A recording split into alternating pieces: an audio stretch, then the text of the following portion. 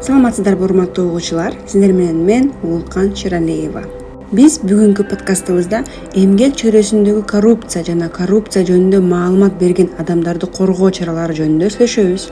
Бүгүн биздин студияда юридикалык кеңешчи, практика адвокаты Айгерим Кундузова. Саламатсызбы, Айгерим? Саламатсызбы. Коррупцияны, өзгөчө жумуш ордундагы коррупцияны өлкөбүздө болуп келаткан эң ири илдеттердин бири деп эсептесек жаңылышпайбыз. Эмгек чөйрөсүндөгү коррупция темасы азырынча жетиштүү изилдене элек. Бир катар илимпоздор жалпысынан эмгек мыйзамдарында коррупциянын бар экенин четке кагып, бир гана мамлекеттик сектор, тагыраак айтканда мамлекеттик органдардын ишмердүүлүгү коррупция менен камтылган деп ырасташат. Бирок практика такыр башка нерсени көрсөтүп турат. Биз күн сайын коомдун жана мамлекеттин көптөгөн чөйрөлөрүндө коррупциянын баардык жаңы учурларын окуп жана угуп жатабыз. Тилекке каршы бул адамдардын көбү жөн гана кайда кайрылууну билишпейт. Же жөн эле жумушунан айрылып калуудан, же келип жаткан коркунучтардан коркушат. Деги эле Айгерим, айтыңызчы, Кыргызстанда негизи коррупция жөнүндө маалымат берген адамдарды коргоо чаралары көрүлөбү? Албетте көрүлөт. Коррупциялык укук бузуулар тууралуу билдирген адамдарды коргоо жөнүндө мыйзамы бар. Бул мыйзам 2019-жылдын 28-январь айында күчүнө кирген. Мыйзамдын негизги багыты коррупциялык укук бузуулар тууралуу билдирген адамдарды куугунтуктоодон коргоону камсыз кылуу болуп эсептелинет. Ушул мыйзам практика жүзүндө чыныгы иштейби? Колдонулабы? Ооба. Эң негизги мисал бул купуялуулук. Бул деген ошол адам ким экендиги сыр бою калуу гарантиясы берилет. Орусча айтканда анонимность деп коебуз. Чоң рахмат, Айгерим. Айтып кетиңизчи, коррупциялык укук бузуулар тууралуу билдирген адамдарга карата коопсуздук чаралары колдонуунун негиздери кандай? Албетте коррупция жөнүндө маалымат берген адамга коркунуч пайда болот. Ошол учурларда сөзсүз түрдө ошол адамдын арызынын негизинде ушундай чаралар көрүлөт. 3 негиз каралган.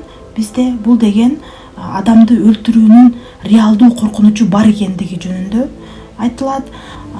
Ошондой эле ага карата күч колдонулушу же анын мүлкүн жок кылуу жанагындай коркунучу болсо, сөзсүз түрдө ушул адам арыз менен мамлекеттик органдарга кайрылуусу керек. Ал эми коопсуздук чаралар жөнүндө сөз кылсак, кандай чаралар аркылуу биз ал адамды коргойбуз? Бул деген негизи охрана деп коебуз. Ушундай жеке өзүн коргоо же турак жайын, мүлкүн коргоо. Андан сырткары биз анонимность, андан сырткары башка жерге көчүрүү деле чарасын көрсөк болот.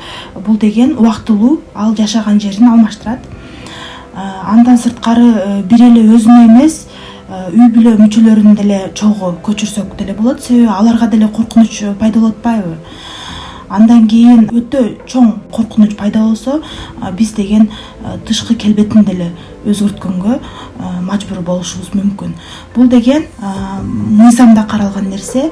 Мен жеке практикамда мындай учурлар болгон эмес, бирок мыйзамда ушундай чаралар бар.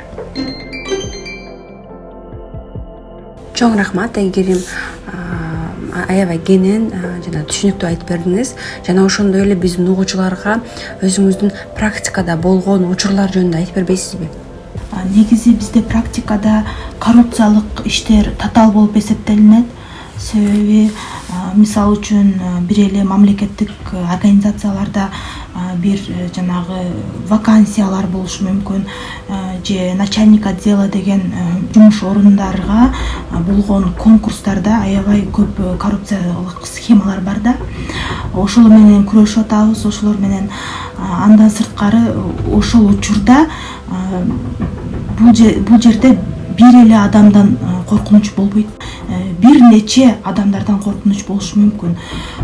Ошого байланыштуу ошол коррупция жөнүндө маалымат берген адамды коргоо өтө маанилүү болуп эсептелинет. Жумушка орношуу учурунда же башка учурунда коррупцияга дуушар болсо, ушуга көөл болуп калса, сөзсүз түрдө коркпой мамлекеттик органдарга кайрылуу керек. Менин оюмча, мыйзам бар, ал мыйзам иштейт толук түрүндө, купуялдуулук гарантия берилип атат. Андан сырткары коргоо атабыз биз аларды. Мамлекеттик органдар өздөрү биринчиден жакшы коргоп, гарантиясын берип атышат. Чоң рахмат. Мен эскертип кетсем, биз бүгүнкү подкастыбызда эмгек чөйрөсүндөгү коррупция жана коррупция жөнүндө маалымат берген адамдарды коргоо чаралары жөнүндө сүйлөштүк. Бүгүн биздин студияда юридикалык кеңешчи, практика адвокаты Айгерим Кундузова болду. Ал эми мен Уулкан Шералиева.